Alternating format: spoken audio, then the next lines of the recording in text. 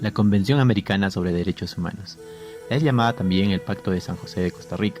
Fue suscrita tras la Conferencia Especializada Interamericana de Derechos Humanos el 22 de noviembre de 1969 en la ciudad de San José, en Costa Rica, y entró en vigencia el 18 de julio de 1978. Es una de las bases del Sistema Interamericano de Promoción y Protección de los Derechos Humanos. Los estados parte en esta convención se comprometieron a respetar los derechos y libertades reconocidas en ella y a garantizar su libre y pleno ejercicio a toda persona que estuviera sujeta a su jurisdicción, sin discriminación alguna. Esta convención consagró diversos derechos civiles y políticos, entre otros como el derecho al reconocimiento de la personalidad jurídica, el derecho a la vida, derecho a la integridad personal, derecho a la libertad personal y garantías judiciales, el derecho al respeto en la honra y el reconocimiento de la dignidad, la libertad de conciencia y de religión, así como también la libertad de pensamiento y de expresión, entre otros derechos como también el derecho a asociarse libremente. Integrantes del Pacto de San José.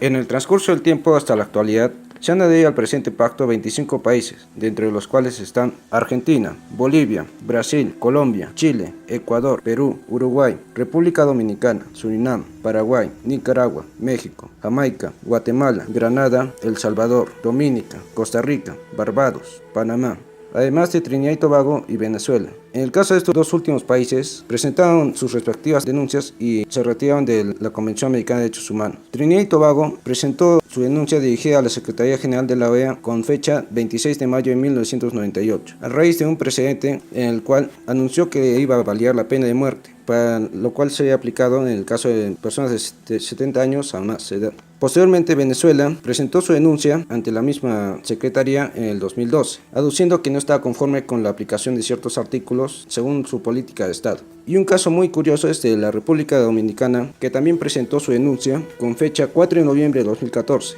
mediante el TC 0256. Sin embargo, hasta ahora no se ha anunciado su retiro. La Convención Internacional de Derechos Humanos se realizó en San José de Costa Rica en noviembre de 1969, con la intervención de 23 países de Latinoamérica, reunidos en una conferencia especializada sobre derechos humanos. Ellos firmaron voluntariamente un pacto en el cual se comprometían a respetar y proteger los derechos humanos en todo el continente. Ese acuerdo se denominó Convención Americana sobre Derechos Humanos y más tarde fue llamada Pacto de San José. En ese entonces, en América Latina, habían varios gobiernos dictatoriales. Sin embargo, fue aceptada y ratificado por los gobiernos de ese tiempo. Dicho pacto prohibió la tortura y la pena de muerte, entre otros acuerdos. Paralelamente decidieron crear una Comisión Interamericana de Derechos Humanos, encargada de la observancia y la defensa de los derechos, y una Corte Interamericana de Derechos Humanos que recibía denuncias sobre los derechos vulnerados por los países firmantes. De esta forma se garantizaba el pago de indemnizaciones a las víctimas. Tanto la Comisión como la Corte Interamericana reconocen el derecho a la vida como el más importante de todos los derechos del hombre. En 1992, el terrorismo en el Perú llega a su máximo apogeo y empieza su caída. El atentado en Tarata, el asesinato de Marilena Moyano, la captura de Abimael Guzmán fueron íconos del terrorismo de aquella época. Con la caída de Guzmán, el pueblo le dice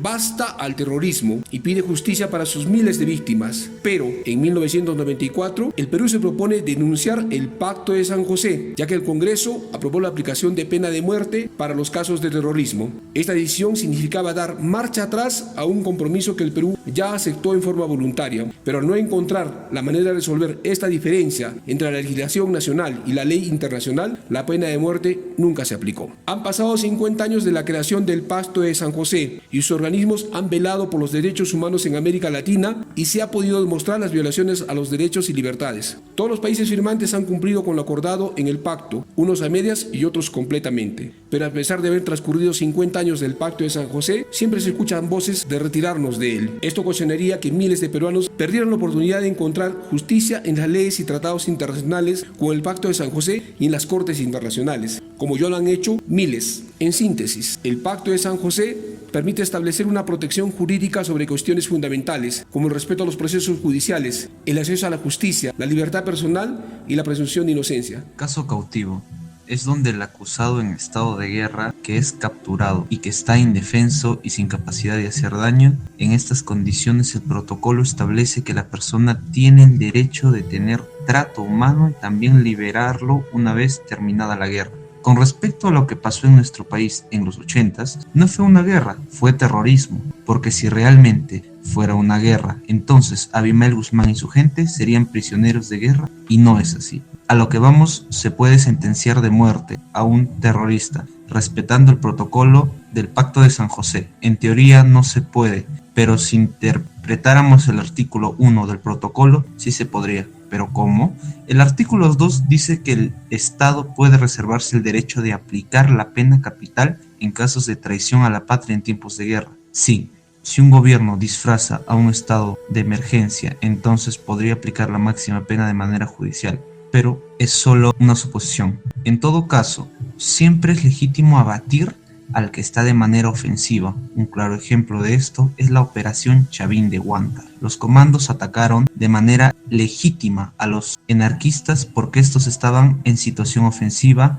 El hecho de haber tomado un lugar y de tener rehenes los pone en situación ofensiva, por lo tanto el ataque por parte de los comandos no viola el derecho a la vida. Pero ¿en qué caso sí viola? En el caso de que uno de los comandos tomen prisioneros a un anarquista y luego lo fusila. Eso sí es violación de los derechos humanos, no importa si son terroristas o los peores delincuentes del mundo. El acto no deja de ser una ejecución extrajudicial. Lo mismo sucede en Barrios Altos, La Cantuta.